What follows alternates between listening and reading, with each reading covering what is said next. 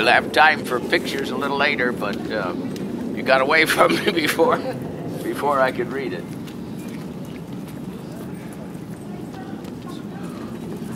Okay. Do you want to come and hear the scripture here mentioned? Some people think there's no humor in the Bible. There's humor here. So Ahab sent a messenger among all of the sons of Israel and brought the prophets together at Mount Carmel. These are the 450 prophets. And Elijah came near to all the people and said, "How long are you going to hesitate, limp, between two opinions, two views of theology? If the Lord is God, follow him. If Baal, follow him." But the people did not answer him a word. Then Elijah said to the people, "I alone am left a prophet of the Lord, but Baal has 450 prophets. Now let us be given 2 oxen, and let them choose 1 ox for themselves, and cut it up, and place it on the wood, and put no fire under it. And I will prepare the other ox, and lay it on the wood, and I will not put fire under it. Then you call on the name of your God, and I will call on the name of the Lord, the God who answers by fire. He is God." And the people said, "This is a good idea." So Elijah said to the prophets of Baal, "Choose 1 of the ox for yourselves, and prepare it first, for you are many. And call on the name of your God, but put no fire under it." Then they took the ox which was given them, and they prepared it and called on the name of Baal from morning until noon, saying, "O Baal, hear us." But there was no voice, there was no answer, and they leaped on the altar which they made. It came about at noon that Elijah mocked them and said, "Why don't you call with a louder voice? He is a God. Maybe he is occupied. He's talking to someone else. You're interrupting the conversation. Or he's gone aside. He's covering his feet. You got to wait till he defecates or urinates." That's a Williams translation. "Or he is on a journey and he can't hear you. You got to wait till he gets back. Or he might be taking a nap. He needs to be awakened."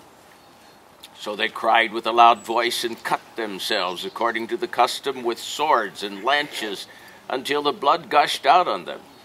When midday was past, they raved until the time of the offering of the evening sacrifice. But there was no voice, no one answered, no one paid attention.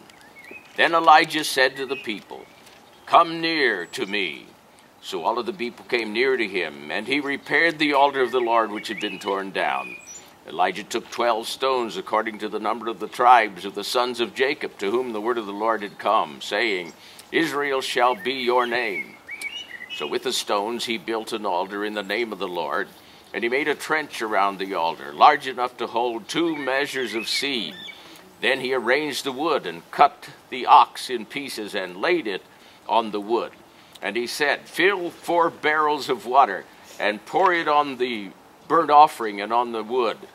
And they did. And he did, "Do it a second time." And they did it a second time. Then he said, "Do it a third time." And they did it a third time. The water flowed all around the altar, and he also filled the trench with water. At the time of the offering of the evening sacrifice, Elijah the prophet came near and said, "O Lord, the God of Abraham, Isaac, and Israel, today let it be known that you are God in Israel, and that I am your servant, and that I have done all of this as your word told me to do. Answer me, O Lord, answer me, that the people may know that you, O Lord, are God, and that you have turned their heart back again." Then the fire of the Lord fell, consumed the burnt offering and the wood, and the stones and the dust, and licked up the water that was in the trench. When all of the people saw it, they immediately fell on their faces and said, "The Lord is God, the Lord, he is God." Then Elijah says to them, "Seize the prophets of Baal, do not let one of them escape." So they seized them, and Elijah brought them down to the brook of Kishon, and there they were put to death. So then from there, he runs all the way to Jezreel and gives the message, and this is when Jezebel made the message after Ahab had returned that if he is here by this time tomorrow, I'm going to kill him. And of course, Elijah, discouraged, ran. So now the panels are right inside this door on the wall. Take a look at those, and it's graphically done about what happened here. And then we'll go up on top of the roof.